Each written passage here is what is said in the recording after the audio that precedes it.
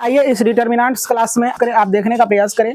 ये 4.4 में जितने भी कॉन्सेप्ट लगेगा उस चीज़ों पर हमने चर्चा किया है। तो 4.4 में आपका क्या है, माइनर और कोफैक्टर ज्ञात करनी है, मतलब सारणिक और उपसारणिक और सेकंड, है ना। तो आप इंग्लिश में ही याद रखेंगे माइनर। तो माइनर कैसे निकलता है उस चीज़ों को देखने का प्रयास करें। तो माइनर क्या कहता है कि यदि किसी डिटर्मिनेंट्स के पंक्ति और स्तंभ को छोड़ देने के बाद जो भी शेष अवयव बचता है उसे हम लोग माइनर कहते हैं। कोई दिक्कत? जैसे यहाँ देखो, ये पंक्ति है ना, ये पंक्ति है और ये स्तंभ है। अब देखो यहाँ उंगली रखते हैं, यहाँ उंगली रखे तो इसका पंक्ति छोड़ दो और इसका स्तंभ छोड़ दो। यहाँ रखे उंगली, देखो यहाँ देखो मार्कर है ना, यहाँ अगर रख दिए तो इधर का क्या छोड़ देंगे, पंक्ति और स्तंभ छोड़ देंगे तो क्या बचेगा, 2। तो यही हो गया माइनर। कोई दिक्कत? अब देखो यहाँ आएंगे, इस पर आएंगे तो इधर वाला पंक्ति छोड़ देंगे, इधर वाला कॉलम छोड़ देंगे तो कौन बचेगा, 3। अब फिर यहाँ रखेंगे उंगली, ये छोड़ देंगे तो कौन बचेगा, 6।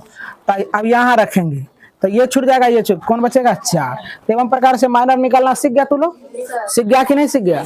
आदि कह देंगे हम, यहाँ देखने का प्रयास करो। 2 चाहे लिख देंगे यहाँ ABCD, माइनर निकालिए तो M 1 होगा, पहला रो पहला कॉलम। तो ये इस पर उंगली रखेगा, ये छूटेगा तो D हो जाएगा।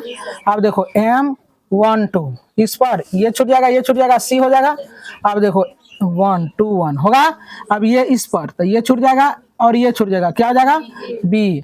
M क्या हो जाएगा बच्चे, 2 2। तो देखो ये छूट जाएगा, ये बचेगा। एवं प्रकार से ऐसे करके हम लोग माइनर निकालते हैं। क्या करते हैं, माइनर। और माइनर में जब उचित चिन्ह डालते हैं तब कोफैक्टर निकलता है। तो कोफैक्टर का देखने का प्रयास करें, डिफिनेशन क्या कहता है। यदि डिटर्मिनेंट्स के माइनर में, किसमें, माइनर में उचित चिन्ह लगा दिया जाए तो हमें क्या प्राप्त होता है, कोफैक्टर प्राप्त होता है। यहाँ देखने का प्रयास करो, यहाँ देखो ये माइनर है ना, सब का सब माइनर है। माइनर निकाल लेंगे हम लोग, माइनर तो निकला हुआ है। और माइनर में देखो इसका क्या करेंगे, माइनर को हम लोग A से सूचित करते, तो ये बराबर लिखेंगे, पहला एलिमेंट्स है, पहला रो पहला कॉलम, तो ये दोनों को जोड़ेंगे तो 1 1 2 सम संख्या है तो इसलिए प्लस रह जाएगा। कोई दिक्कत?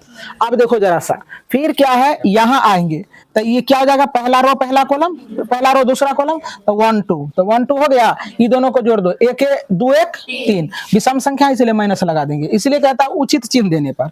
अब देखो इसमें भी ये क्या हो जाएगा, यहाँ देख रहे हो ना, तो यहाँ क्या हो जाएगा, ये क्या हो जाएगा, 2 1 है ना। तो मतलब कि कहने का है दूसरा रो पहला कॉलम, तो 3 होगा जोड़ने के बाद, तो 3 विषम संख्या तो माइनस लगा देंगे।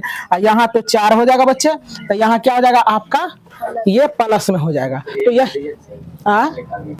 क्या, और यहाँ थोड़ा सा मिस्टेक है, यहाँ A हो जाएगा, बच्चे का कहना था और सही भी कहना था। चलो मिस्टेक तो हर इंसान से होता है। चलो देखने का प्रयास करें, यदि यहाँ देखने का प्रयास करें नोट में, यदि पंक्ति की संख्या और स्तंभ की संख्याओं का योगफल सम संख्या हो तो हम लोग माइनर के साथ क्या करेंगे, प्लस चिन्ह लगाएंगे। और यदि पंक्ति और स्तंभ की संख्या का योगफल यहाँ योगफल, स्तंभ की संख्या का योगफल यहाँ लिख लेंगे। कोई दिक्कत? विषम संख्या में हो तो इसको माइनर के साथ माइनस का चिन्ह लगता है। क्या लगता है, माइनस का चिन्ह लगता है। एवं प्रकार से समझ में आ गया। अब जरा सा देखो, यहाँ एक, आप जैसे कोई बच्चा को दिमाग में होगा कि सर माइनर नहीं निकालेंगे, डायरेक्ट कोफैक्टर हमको निकालने का तरीका बता दीजिए, है ना। तो आप दाग लगा लेंगे। क्या करेंगे, दाग। जरा देखने का प्रयास करो, यहाँ A 1 1 A 1 2 A 2 1 A 2 2, देखो तो हम क्या करेंगे, ये 1 1 है, यही दाग लगा लेंगे। देखो इस पर बिंदा किया हुआ है ना, इस पर दाग लग जाए तो लग जाए, लेकिन चरित्र पर दाग नहीं लगना चाहिए, है कि नहीं। ये दाग तो है देखो छूटा, लेकिन चरित्र पर जो दाग लगेगा बाबू जिंदगी भर नहीं छूटता है। इसीलिए इस चीजों को भली भांति समझेंगे और ध्यान में रखेंगे, है ना। तो लोगों को तो बुरा लग रहा होगा ये बात कहने से, है ना, लेकिन बाद में ये पता चलता है इसका रिजल्ट कैसा होता है। चलो तो देखने का प्रयास करें, हम लोगों को इस मुद्दा पर रहना है। तो चलो देखो, ये 1 1 होगा तो 1 1 2 हो जाएगा, इसलिए प्लस। ये 1 2 होगा तो 3 हो जाएगा, तो ये विषम संख्या होगा तो दाग लगा लिए, है ना, कोई दिक्कत। और यहाँ क्या हो जाएगा, ये 2 1 होगा तो जोड़ के क्या हो जाएगा, 3, तो इसलिए इस पर माइनस का चिन्ह लगा दिया। अब जिस पर माइनस लगल है उसको क्या करेंगे, माइनस का चिन्ह देंगे। दाग लगल है उस पर माइनस का चिन्ह दे देंगे। A11 आराम से लिख देंगे A11 A12 A121 A22, और जिस पर दाग लगल का पर माइनस का चिन्ह दे देंगे। तो उम्मीद करते हैं कि माइनर और कोफैक्टर निकालना तमाम बच्चे सीख गए होंगे। अब चलते हैं अगले क्लास, कल मिलते हैं। That's call it a day.